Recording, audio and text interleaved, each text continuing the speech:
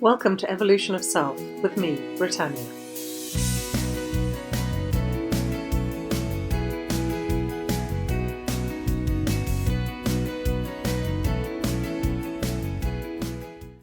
Hello. I'd like to talk about giving in this episode. I suppose because as we come up towards Christmas, the topic of giving is quite a large topic. It's something that's very much in the forefront of our minds. And I specifically want to speak about it sort of being based in the UK. I'm sure there are lots of other countries that are very similar to this, but there is an expectation of giving. And this is something that I noticed when my children were quite young. My eldest son, he's got quite an entrepreneurial mind and very sort of quick. He's always thinking of sort of strategically. And his father used to live overseas in the UK, and I was living in Botswana with the boys at the time. So they used to go and visit him quite a lot. And he decided that it would be a very clever business idea to buy lots of sweets when he was in the UK and then travel over to Botswana and sell them to his friends. He was still very young at the time. And I really appreciated that, the way that he was thinking, and he was sort of, exploring being sort of self-sufficient and, well, not self-sufficient, he was still very young and he didn't make enough money to sort of, look after himself. But he was still thinking strategically about sort of money and wealth and earning, and it was a whole exploration. And for someone at his age, I thought it was an incredibly wonderful opportunity. But one of the teachers at the school was upset about it and didn't like the idea that he was making a profit out of what he was doing and insisted that he should give all the money to charity. And I disagreed with that. Not because I don't agree with charity and I don't agree with looking after people, but it was the lessons that he was learning. And for me, they were incredibly valuable lessons because he was learning to believe in himself, to trust his own ideas, and to sort of feel into the world in a business way. And the school sort of environment is an environment that should be nurturing and, to me, should encourage that exploration, because ultimately most of us go off into the workplace and we make money. We either make it working for an organisation or we make it making money for ourselves. And I just thought it was really interesting that this teacher thought that it was almost dirty to make money for profit, and that money should be given to charity. He did actually have permission from the headmaster to be doing this, so it wasn't like he was trying to sneak around and do it under the radar. But that sort of has, I suppose, intrigued me into our perspectives of giving and all the sort of undertones of expectations about giving to charity, giving to people, and especially at this time of year. And I suppose in this episode, what I'd really like to highlight is for you to become aware of where your sense of giving comes from. Does it come from an overabundance and a desire to share with others, from joy and from just a wonder of being able to gift something to somebody? Because there is an incredible beauty in being able to do that for somebody, whatever that gift is. Whether it's a gift of time, whether it's the gift of being there and really being there with somebody and listening to them, or whether it's a gift of giving them something that they desire that would make their life really happy.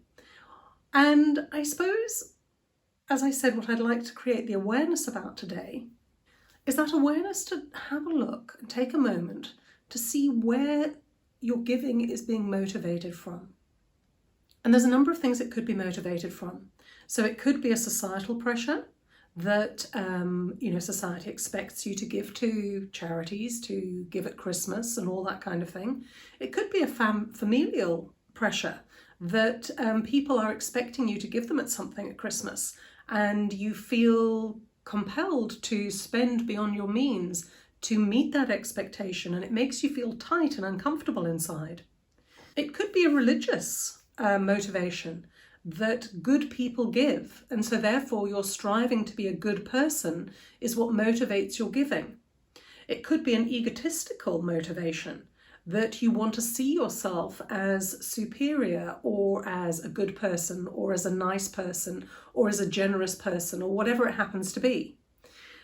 And when we give from any of those places, or many other different variations of those, because I'm just scratching the surface of where we could be giving from. And I'm not talking about the joyous giving, I'm talking about the giving that I've just been speaking about. The gift of giving then comes with expectations. And when we give with expectations, we can feel hurt, upset, cross, angry when other people don't give in return in the way that we think that they should. And it's a really interesting dynamic. I had and she still is, a really close, wonderful friend, and I love her to bits. But she is almost too generous. She gives so much of herself that she feels depleted.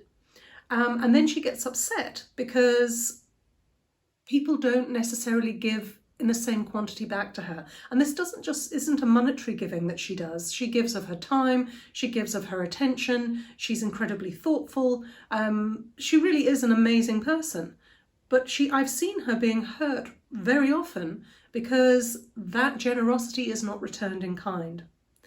And I suppose that's another thing to highlight with this, just being aware of where this giving comes from, is what is the purpose of we giving? Are we giving to connect with others? Are we giving to be seen as generous? Are we giving to feel good about ourselves? Are we giving in the expectation that people will give back to us? Because there's many conditions that we put on giving. And now, as I'm sure you're aware, then when we start talking about that, all these different aspects of giving doesn't seem quite as wonderful and gracious and amazing as it really could be. And I suppose that's why I want to bring this to our attention, because we can give from a selfless perspective. We can give from just the joy of wanting to see others and please, to bring joy to others and to bring love to others without any expectation of that being returned. We can give from an offer of thanks, an appreciation of somebody, from an open heart. And when we give from any of these spaces, it's light, it's joyous. There's no attachment as to what someone else is going to give you. And I'm bringing this to your attention because, as I've explained just now, there can be a lot of pain attached to giving when we have expectations attached to that.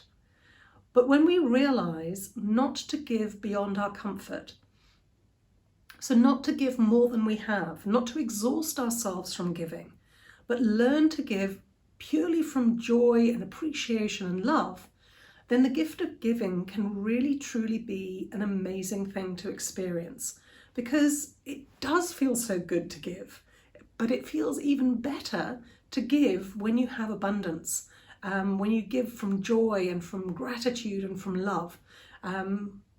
As usual, there's loads of links in the show notes below, and I'm going to be doing a completion course between Christmas and New Year, a way of tying up this year and opening up space for the next year. So if you're interested in that, hop on the link below. And there's loads of links to my social media, to my website if you're interested in coaching or team coaching.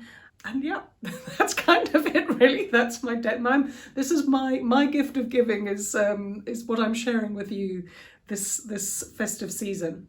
And I just want to wish you a really fabulous festive season if you celebrate Christmas, and any of those sort of celebrations around this time. And sending you so much love.